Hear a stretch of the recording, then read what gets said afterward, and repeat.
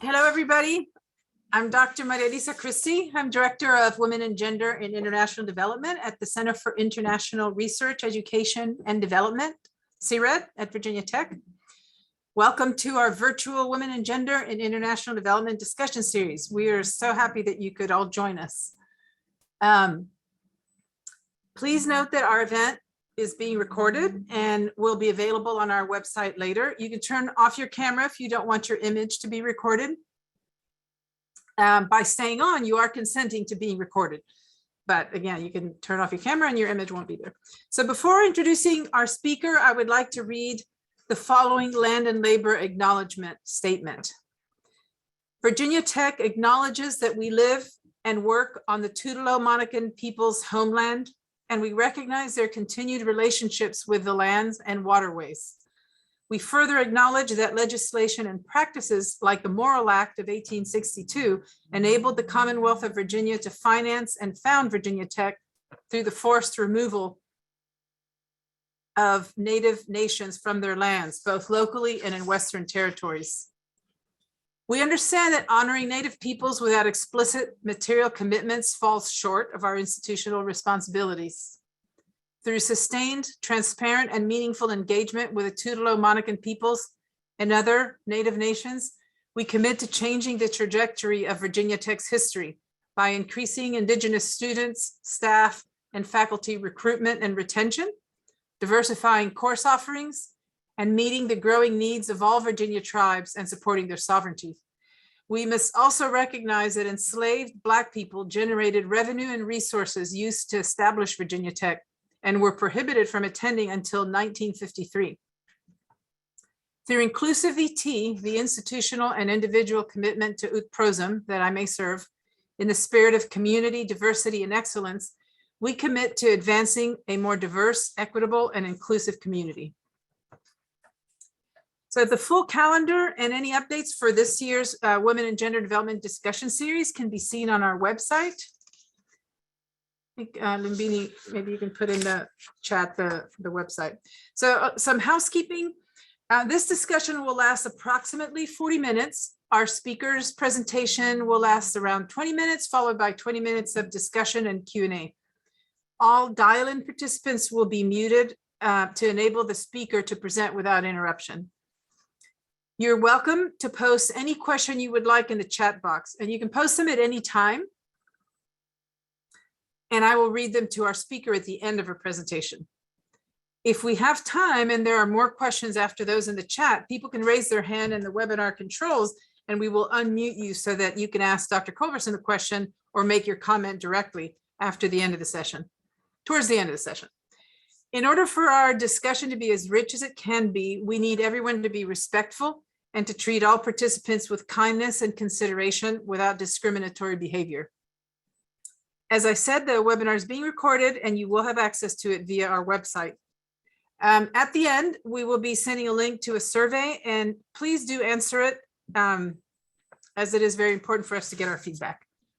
And then if you could tweet us, those of you who are on Twitter, by tagging us at WGT_VT. So if somebody could put that in the chat. Now I'm going to introduce our speaker. Dr. Kathy Colverson is an associate research scientist with the University of Florida's Animal Science Department and Institute of Food and Agricultural Sciences, IFAS. Dr. Colverson also serves as senior gender specialist for the USAID-funded Feed the Future Innovation Lab for Livestock Systems, and has over 30 years of experience with gender analysis, assessments, publications, and evaluations in East Africa, Central America, the Caribbean, Middle East, Southeast Asia, and the United States. In addition, she has over 25 years of experience working with small and limited resource farmers and communities to create sustainable practices in production, marketing, food safety, and gender equitable project planning, with an emphasis on livestock production and value chain development. Currently, she is also a co-PI on an ongoing DFID IDRC funded agricultural research for development program called Advancing Women's Participation in Livestock Vaccine Value Chains in Nepal, Senegal, and Uganda. And the title of her talk today is Engaging Men in Supporting Maternal and Child Consumption of Milk and Other Animal Source Foods in Rwanda. Please welcome Dr. Kathy Colverson. Thank you very much, Maria Lisa. That's a lovely introduction. I'm going to go ahead and start screen sharing here, but delighted to have everybody join us today.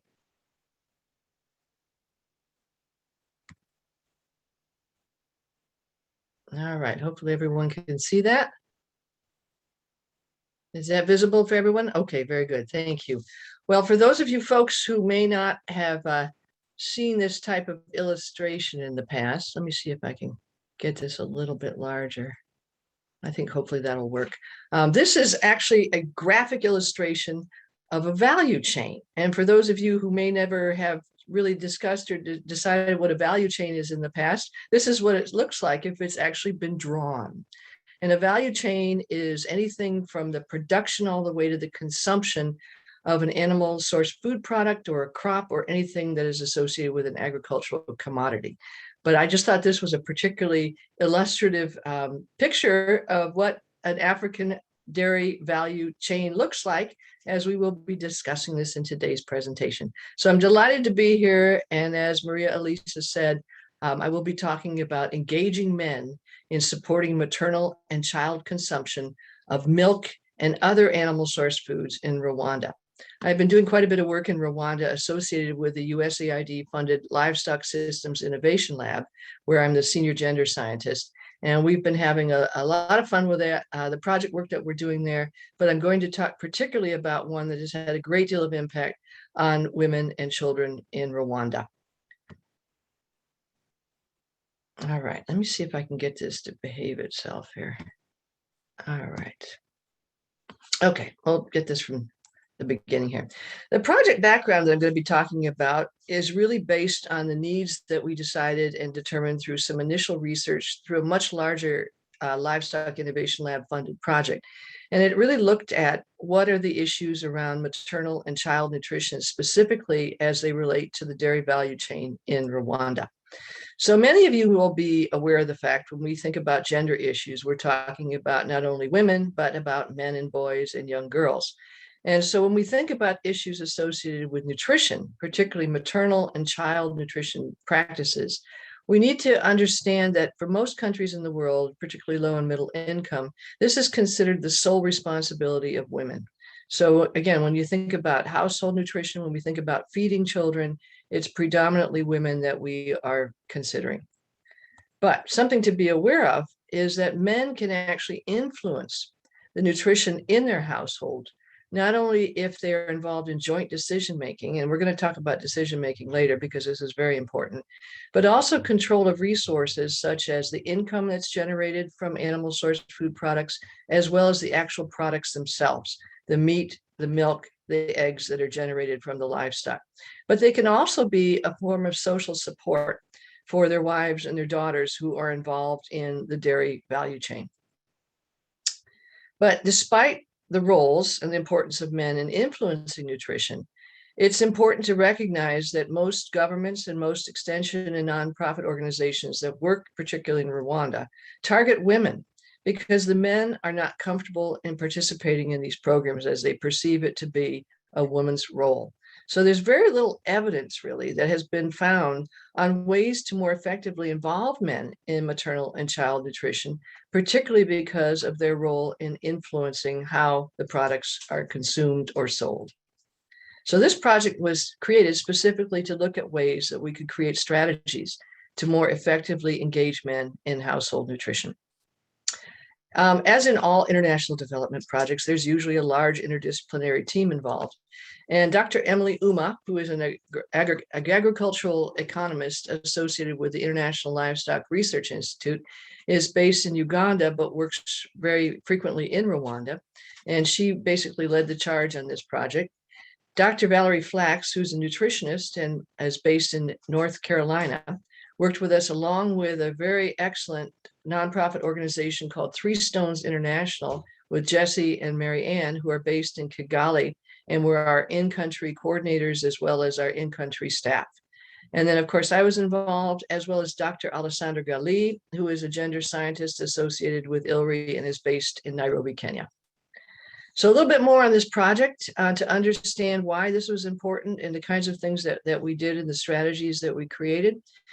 We basically were interested in developing, implementing, and evaluating an intervention that would be involved in helping men to engage more actively in maternal and child nutrition, particularly around milk and animal source food consumption, and specifically around milk.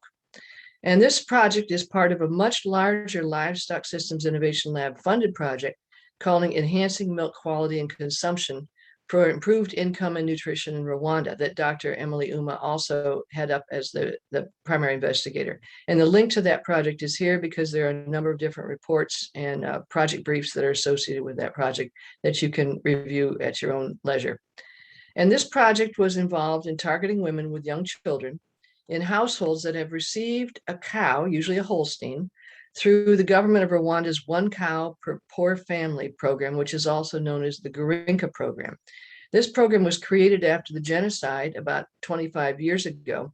And the project was created about 15 years ago, but the genocide occurred about 25 years ago because many of the cows that were in the country were slaughtered during the genocide, as were many of the men associated with those that were involved in living in Rwanda.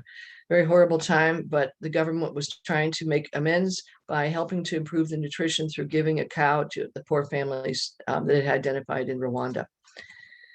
The interesting to understand about this program, and I've actually done some work specifically on this at looking at the Garinka program from a gendered lens. And if you are interested, there are references at the end of this presentation that will direct you to the papers that I've written on this, is that the program did have many benefits, particularly associated with community cohesion by bringing together people that had not been brought together in the past, as well as in improving actually income within the household. And there was an indication that household nutrition had been improved. However, the actual direct measurements of this improvement in nutrition had never been measured. So we were very interested in looking at what the government said and what actually had happened, particularly associated with women and young children. So the initial project that I mentioned previously, this larger project, decided to focus not only on looking at the consumption of household produced milk, but to work with the families through the government using community health workers to provide training as well as collect documentation on how the milk that was being produced through the Garinka program was being used. And I'll just give you a spoiler alert. Most of it was sold. It was not consumed. So a little bit more on the project background, particularly from a gender perspective. I mentioned that the community health workers were involved in providing training, which again, predominantly was targeting women and obviously young children.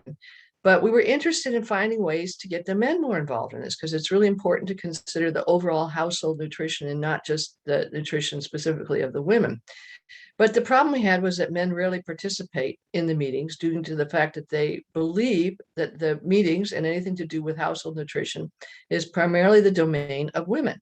So they don't consider it appropriate to participate. And also the places where the trainings were taking place, mainly health centers and community nutrition sites, are largely viewed as female spaces. So this is something to consider if you're going to be doing training in the future and you wish to engage both men and women. You need to think very carefully about location, particularly how is that location perceived from a gender perspective. However, as we mentioned previously, the men can influence nutrition within the household through the decisions that are being made, because in most households, particularly in Rwanda, particularly in poor rural areas, the men are the predominant decision makers, and they can make decisions about how and why the plants or livestock are raised, how they are managed, and how to use the income that is generated from the sale of those products. And this is really important, again, as I say, mentioning the Garinka program, because of the fact that the milk that was produced from this program ended up primarily being sold rather than consumed within the household. So project activities associated with a specific project included, we wanted to conduct formative research by doing separate focus group discussions with men and women, key informant interviews, and then participatory workshops that looked at issues related to gender and nutrition. We also wanted to do research specifically associated with assessing men and women's perceptions of their roles in nutrition and the gender dynamics that affect their roles within the household. We were also interested in looking at ways that we can assess men's preferences on ways they would like to be engaged in maternal and child nutrition, as well as women's preferences on how they would like the men to be engaged. This was the fascinating part, as far as I'm concerned, of the research, because they both had very different perceptions of each other. So activities continuing, we basically use this research information to develop an intervention, which included developing a training of trainers package, which I did, and then I actually had to deliver via Zoom because of the COVID restrictions. It was actually quite successful and entertaining to do that as well. And that's available also on our website for the Livestock Systems Innovation Lab. We then wanted to attract the participation among the men who were trained in this cohort, as well as the work that they did with husbands and sons in the communities afterwards by doing structured observations of the way they use the training materials. And then we wanted to conduct a mixed methods evaluation of the intervention and collect data on the knowledge, attitudes, and practices related to maternal and child nutrition, specifically around milk and animal source food consumption. So we did a pre and post assessment of all the trainings, and then had structured observations of the men that were using these training materials afterwards to see how effective they were. So preliminary results of the surveys that we did showed a lot of interesting things. Number one, obviously both men and women are involved in household food security, but as we mentioned previously, their roles differ significantly. And we are writing up all the details associated with the research on this, which will also be made available in the Livestock Systems Innovation Lab website. Men generally provide money to purchase animal source foods and fruits, whereas women prepare the foods and supplement the diets with vegetables, chickens and eggs, roots and tubers. And for those of you who have worked anywhere in Africa, and particularly actually anywhere in the world, you understand that women and children usually have more responsibility for smaller livestock, such as chickens, which is why they can actually control some of the income associated with the production of both the meat and the eggs. We also were involved with working with the community health workers, as I mentioned previously, and government employees who provided training on child nutrition and the balanced diets to the women. They also are the ones that are providing these cows through the Gurinka program to increase consumption of animal source food. So it was very important to have them involved in the qualitative surveys and the results. Some of the interesting things that came out of these surveys, and I mentioned previously, is what do women want men to know about nutrition and how can they be helpful in the household when it comes to household nutrition?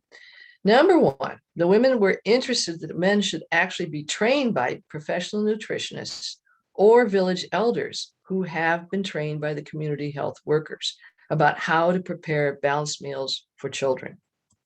They are also interested in having the men being trained on the importance of milk consumption for children in the household instead of automatically selling the milk for income, because we can't be guaranteed that the income that is being generated is going to be used on household nutrition. The other thing they were really interested in, and I thought this was fascinating because I'm involved in a couple of food safety projects in Ethiopia, where we are looking at food hygiene and particularly food pathogens and foodborne diseases, is that men should be trained on milk hygiene and safe handling of dairy products, especially the dangers of raw milk due to lack of pasteurization. And what I have seen in different countries associated with raw milk is that basically when the milking takes place, it's usually the woman that does the milking. She may or may not clean the animal's udder prior to milking. She may or may not attempt to pasteurize the milk. And if she does attempt to boil the milk, there is no thermometer gauge and there is no timing as far as how long the milk boiling takes place. So there's no indication whether or not the foodborne pathogens that are associated with the raw milk that is being consumed have been destroyed. So this is a really big issue. We also looked at the most effective places and methods of sharing nutrition information with the men. And this was looking at things like media, such as newspapers, radio messages, posters, and SMS messages through their cell phones. We looked at different locations that weren't perceived as exclusively women domains, such as churches, market centers, and cooperatives, particularly farming cooperatives. And they also were interested in the fact that women can transmit the information better than the community health workers if they are trained well. So we're actually considering now whether or not we should create training for the women specifically around nutrition to educate their husbands. That's going to be another whole discussion at some point. We're also obviously always looking at ways that we can train men and women together, and considering some of these other items that I've just mentioned, those are important to factor into the equation. So following the survey results, we did a variety of different things after we got the information that I just presented. I created a series of virtual workshops on strategies to engage men in household nutrition, and trained both Three Stones International and the ILRI partners. Again, this was a virtual workshop, so these materials are available on our Livestock Systems Innovation Lab website. Then Three Stones International took the information from this workshop and the materials and basically nuanced it to be able to turn it into stuff that would be useful for the local facilitators, and translated the final messages into Kenya, Rwanda, so that they could actually use this out in the field very appropriately. They then took the facilitators that were trained and did training in 2 different districts with a variety of different community environmental health officers, 21 model fathers, along with 2 additional district representatives in each one of these districts in Rwanda. The participants that were involved in these trainings did a pre and post knowledge assessment, and in general, they learned quite a lot about nutrition. But the issue that we discovered is that they did not get enough information on safe handling of milk products. And so obviously, when we go back and consider revising the training materials in the future, this is something we're going to be looking at. I mentioned that we did do a variety of different things with model father facilitators, who then went out into the communities, and they conducted an activity to reach these intervention fathers and community members using key messages. And some of this was done through SMS messaging on cell phones. I'm just going to give you some quick numbers here. We were able to reach 224 men and 38 women with the C8, the community health workers and the model fathers. And in Niabiu, we reached 370 men and 210 women. And we delivered 1 key message weekly by SMSs to each of the intervention fathers to follow up on the training that they had received. Overall, the facilitators in these different regions, and I'll put this up, received fairly high ratings on their information related to nutrition, their facilitation skills, and their attitudes. But as you see, when we get into technical information, particularly around milk safe handling practices, they were rated fairly low. So we're going to have to go back and revisit our training materials specifically around these areas, because that was not a high area of focus. And obviously that was important, particularly to the women. So obviously we had some challenges throughout this entire project. We have had to receive a project extension because of the COVID restrictions that we had throughout the entire project. We had difficulty, obviously, accessing the villages and the communities we were going to work in, accessing the people we were going to be collecting initial survey data from. But we've been able to do it slowly but surely, and conduct the visits that we wanted to. And we have continued to provide the SMS messages on a weekly basis. And we also have a telephone hotline that remains open, particularly for the people that we trained and for the intervention fathers as well. So I'm going to post a couple of other little items that are available for you. There was a video that was created specifically for talking about the training that took place from the Three Stones International facilitators to the intervention fathers in the different villages, and that's available on YouTube. And as I mentioned previously, we also have more reports and information available on the Livestock Systems Innovation Lab website, particularly associated with the larger project. And if you're really interested in the papers that I wrote on looking at the Garinka project from a gender lens, you can find that link at the very bottom of the page. And I think that's all I have to say. So happy to take questions.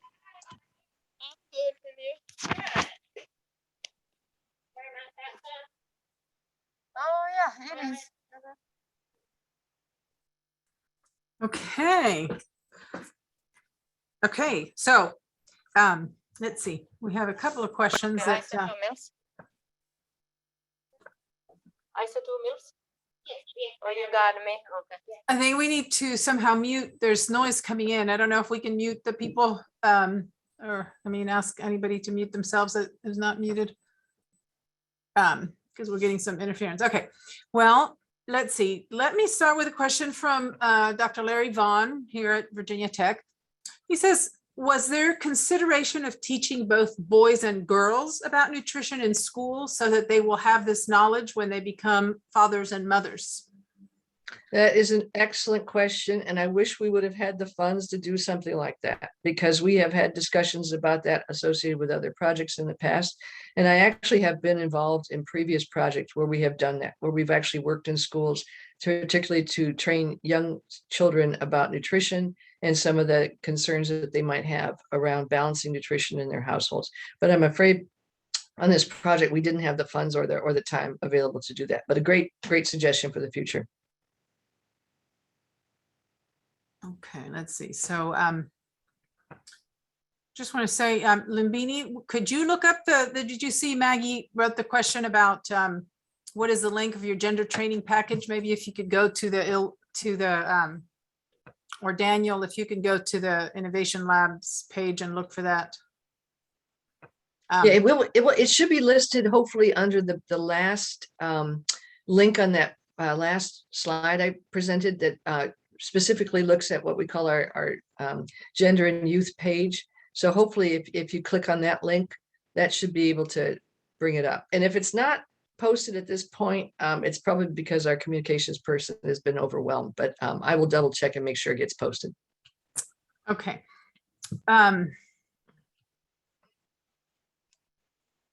Let's see. All right, so Daniel had a question. First of all, I said, thank you for your great presentation. For those model fathers trained by Three Stones, how do you think their status with other men changed after the intervention? What did other men in the community think about their messages and model behaviors?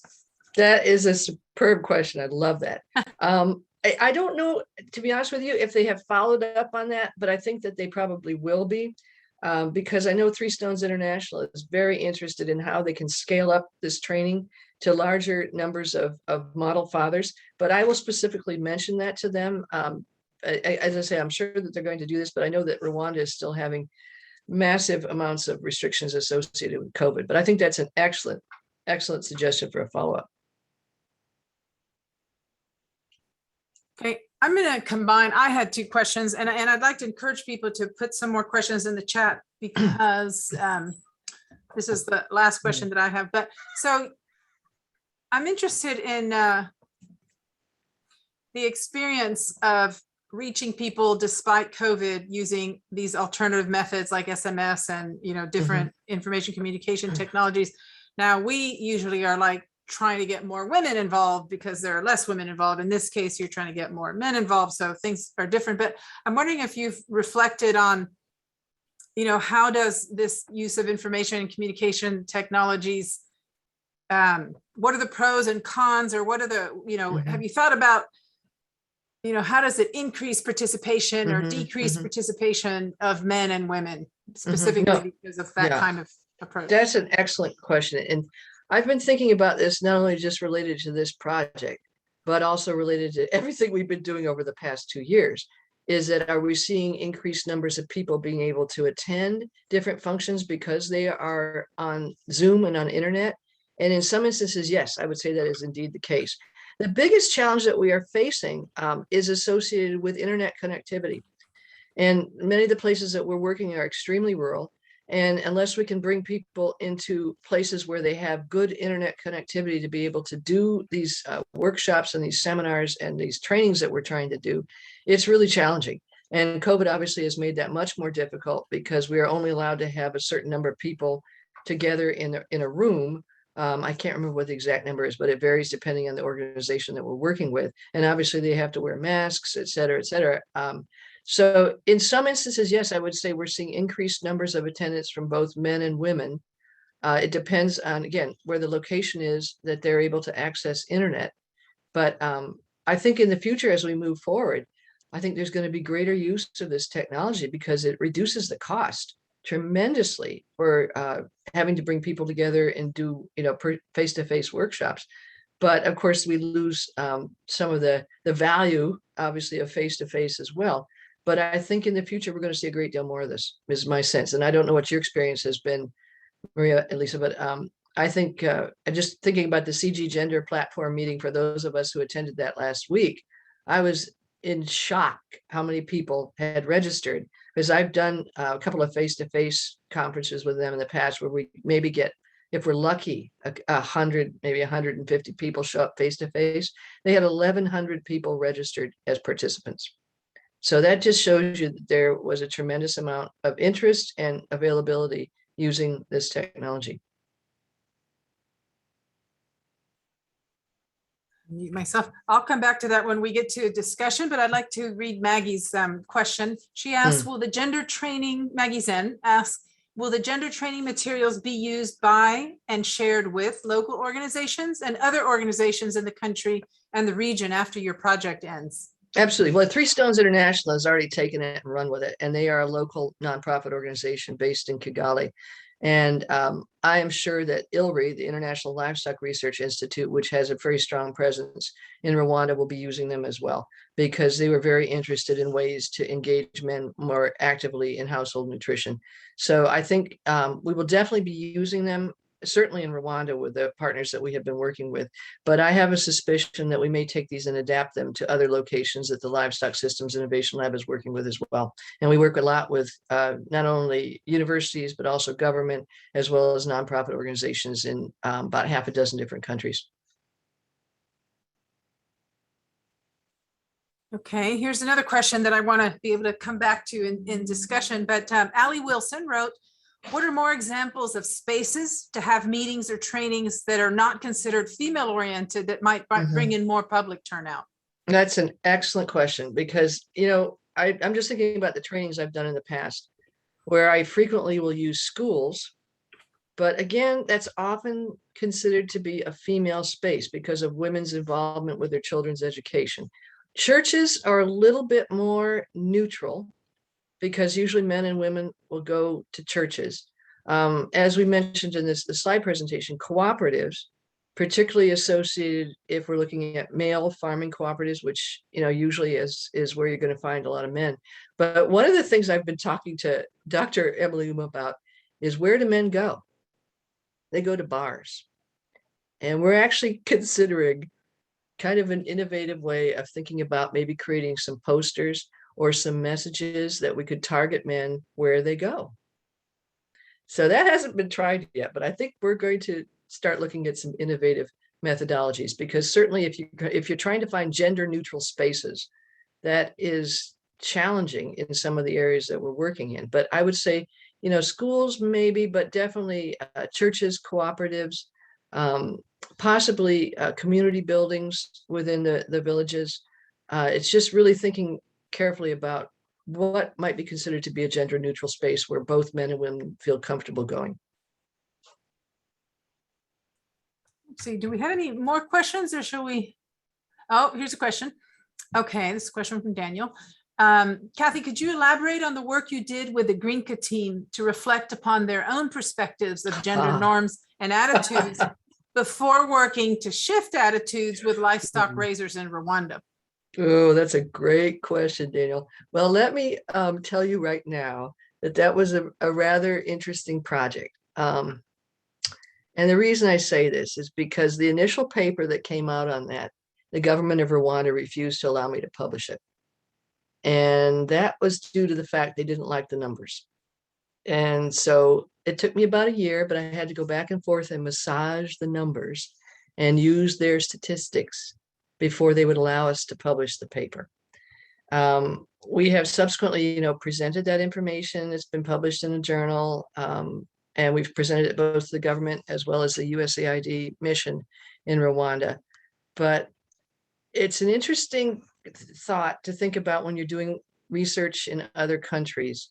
What is the process to actually get the information released that hasn't been manipulated? And for those of you who are publishing using other countries' statistics, it was a very strong learning experience for us in the livestock lab. And we have subsequently discovered that other countries that we're working in have some of the same restrictions, that you need to actually make sure that your initial draft of your paper goes through the government officials first before it's allowed to be published.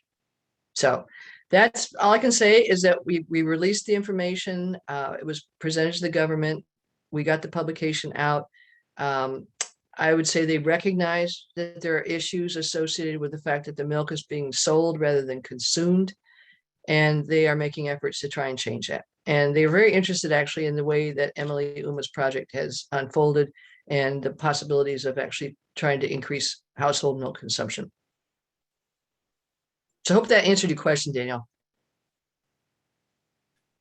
Okay, we have two more questions here. One from Elizabeth Dennis. She says, you mentioned that some wives had proven to be more effective at teaching the material. Is there a little apathy or other perception challenge due to potentially perceived outsiders presenting the workshops? Will any of the men be trained to present the information to other men? Well, currently there are men that are being trained, that are trained. They're what we call the intervention fathers, and they are the ones that are training community fathers at this point. And again, the desire is to scale this project up to affect many more communities than we currently have. But why do they prefer to have their wives? I think it's probably because it's the information that's being presented is more nuanced to the household. I don't know that specifically, but that's what I'm assuming. What's fascinating is I had somebody bring this up on another conversation I had about this idea of actually creating training materials or training specifically for the wives and how they could then relay this information to their husbands, if that's a more effective mechanism for getting the husbands to participate in household nutrition. So that's something we're going to consider in the future. But I think it's probably because they say the wives take the information that they've learned and they nuance it more specifically to their household. Let's see, I can have another one from Maggie. Can you provide more details how model fathers work in this project? It seems a very effective way to encourage men to engage and participate and change gender norms, as men can influence each other's behaviors. What can be learned for adapting to other countries' contexts? No, that's an excellent question. As I mentioned, I think at the beginning of the presentation, there isn't a lot of material out there on ways of engaging men and boys, particularly in household nutrition. There are other programs, and I'm particularly thinking about reproductive health, that have looked at ways to engage men and boys more actively in that particular arena. And I think we're going to start actually trying to adopt some of the practices that have been used that are effective in particularly reproductive health. But the idea of getting men to, to step up and to actually be viewed as something that is valuable as opposed to being viewed by their peers as somebody who is weak is really important. And again, looking at ways to do this that will encourage them and that will allow them to feel supported by their peers as opposed to being ridiculed is something that we're definitely looking at, because that's going to be an issue that we're going to face across all the countries that we work in. But again, if you want to, if I haven't yet mentioned, please take a look at our links on the Livestock Systems Innovation Lab, because we will be posting all the materials from this project since we basically got an extension until the end of last month. And so they're writing up all the reports this month. Okay, I'm going to read Lumbini's note there because I think, while I'd love to ask you a lot of more things about gendered space, my favorite thing, and the ICT, I want to read here what Lumbini wrote, so you can use the raise your hand feature to ask any question directly. We can help unmute you so we can, I think, go on to more conversation if anybody would like to speak. So.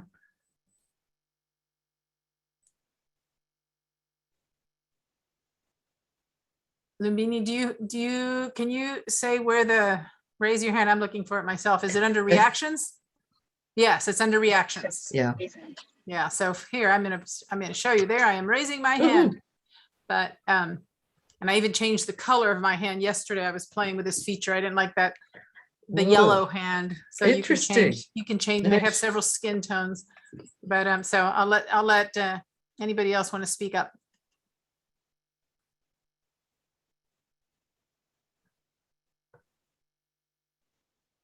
Or anybody else contribute any projects that they're on that they'd like to talk about related to this?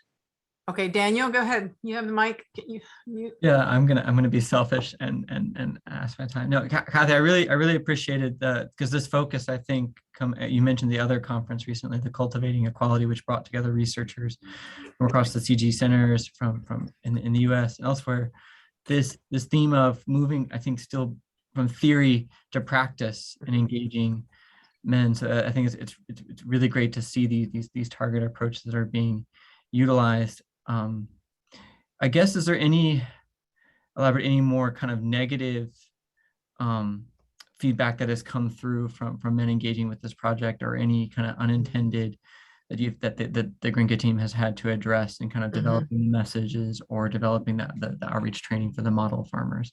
So that was addressed. No, that's an excellent question, Dino. At this point, I am not aware of any, but I also haven't been in country in Rwanda in a while. And I don't know exactly if Emily's been in country or not, but I have not heard anything along those lines. I mean, I've heard it from other projects in the past when we try to intervene in household nutrition. And I should put in a plug right now, you guys, for one other project that I was on that did a lot of work associated with integrating gender and nutrition into agricultural systems. It's called the Ingenious Project, Integrating Gender and Nutrition into Agricultural Extension Systems, and INGENAES. And I can send out the link to that as well. But we created a number of different exercises, interactive participatory work associated with not only integrating men more actively into household nutrition, but also looking at ways that we can kind of assess the power dynamics that are going on within a household when it comes to nutrition. And that's a whole nother discussion. And so that's another seminar. But definitely there can be blowback. Daniel, that's a really good question. It's really important to understand the local context and even the household context to make sure that you don't create those kinds of situations. I always say to people when I train them, the first thing is do no harm, because that is always possible. Thanks, Kathy. Let's see if we have any others.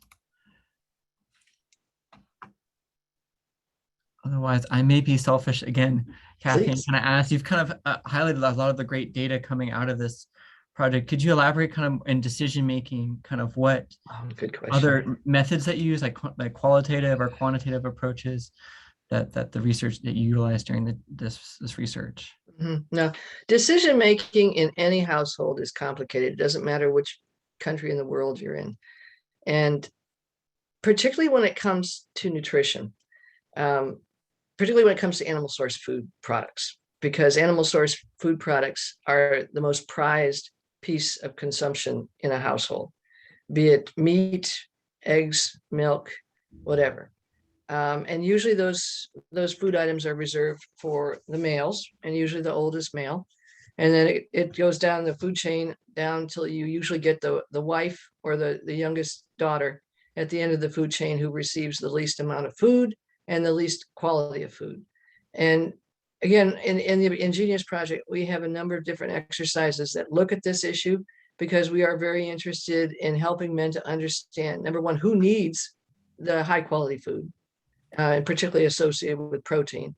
And number two, what can they do to change the dynamics within the household to provide the high quality protein and animal source foods to usually associated with pregnant, lactating women and young children. So again, I'll put in a plug, and I'll make sure that I send a link for that project and all the materials we created so that people can have access to that.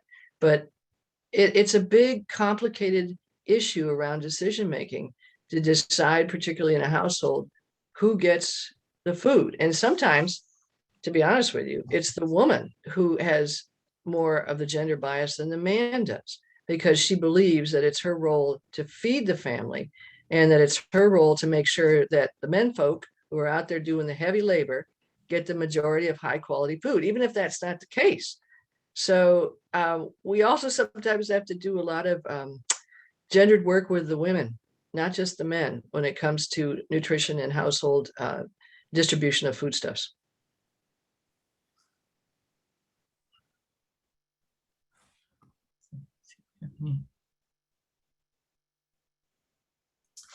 Okay, so I'm a geographer and I love gendered space, and in all the projects that I've been involved with, I'm always, paying attention to how to use gendered space. And so usually the problem has been in agricultural projects that I've worked in, the problem has been that there are fewer women involved than men. This maternal nutrition project and food is like more in women's area, but I don't know that there's gender neutral spaces. I wouldn't think that that's the strategy to pursue. Although I guess the only place that I have seen what I could consider gender neutral spaces is working with the Mennonite Central Committee in Bangladesh with their yard meetings approach, with our IPM Innovation Lab, where they had yard meetings because they had a family approach. They want men and women and children involved. And so that was kind of a semi-public space where women who would normally not really have a lot of ability to move into public, that yard and the neighbors and within their neighborhood, within their community, that was kind of considered more of a gender neutral space. That's the only one I can think of. Yeah. I'm thinking with the peanut work, when I was PI for a peanut crisp before it was IL, the collaborative research support programs, we created these booklets that were actually peanut recipes. And so it was targeting women to get women involved. But then when they had these little published books, the peanut stories from Kamuli, I went back and asked people where they had shared the information. They all carried their book around, and the men and women shared in very different spaces. And one of the things was bars, in fact, men sharing in bars. Men were preachers, and so they were sharing to men and women that, like you say, churches were actually a mixed space, but it was the men that were sharing in those. I was working with NAWU, the National Association of Women's Organizations in Uganda, so the women leaders met with women only in NAWU meetings throughout the country. And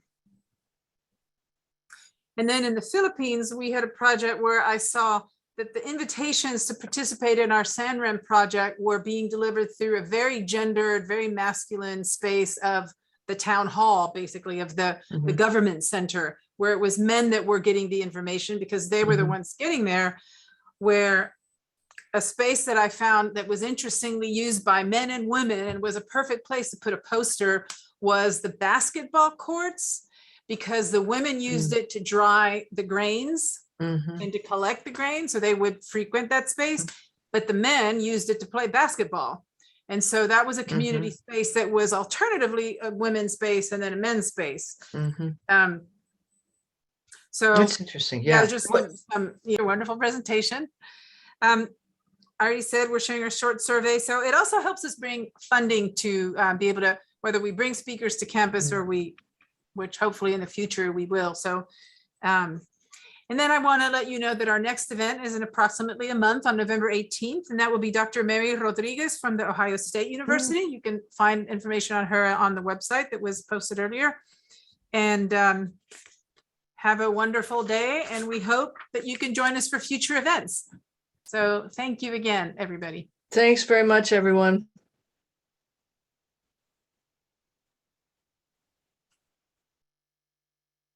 There goes everyone. Excellent.